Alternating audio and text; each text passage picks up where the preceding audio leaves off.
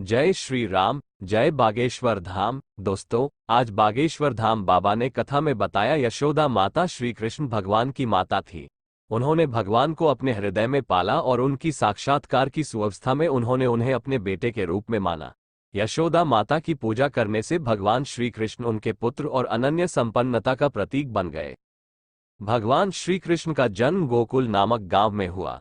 उनके जन्म के समय वेद के श्लोक विस्तार से बोले गए। परंपराओं के अनुसार भगवान के जन्म के समय उनकी मां के सिनेमा पूजा का श्रेष्ठ तरीका उद्घोषित किया गया। इस पूजा में भगवान के चरणों में पुष्प, दूध, घी, दही, चीनी आदि चढ़ाए जाते हैं। भगवान श्री कृष्ण की बाल लीलाएं अत्यंत प्रसिद्ध है और विभिन्न नामों से उनकी गोपियों के साथ खेलने की कथाएं कही जाती है।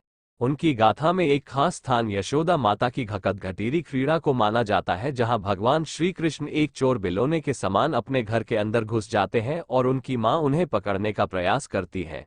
यशोदा माता के प्रयासों की सबलता से श्री कृष्ण की लीलाएं उत्पन्न होती हैं और लोगों को मनोरंजन प्राप्त होता है।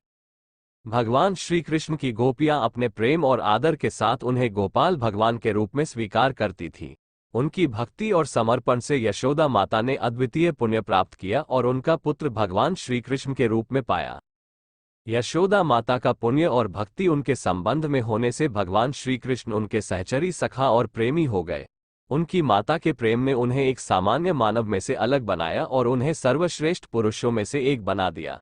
यशोदा माता के प्रेम और सेवा का योगदान भगवान श्री कृष्ण के जीवन में महत्वपूर्ण था और यह उनकी लीलाओं और महानता को दर्शाने वाली अद्वैत संप्रदाय का प्रमुख स्तंभ बना दिया। इस प्रकार यशोदा माता की पूजा और प्रेम की वजह से भगवान श्री कृष्ण बेटे के रूप में प्रकट हुए और जगत को अपनी अनन्य लीलाओं का आनंद प्रदान किया। यशोदा माता का पुण्य हमें भगवान के प्रेम और सेवा की महत्ता को समझने में मदद करता है और हमें योग्य आचरण का मार्ग दिखाता है।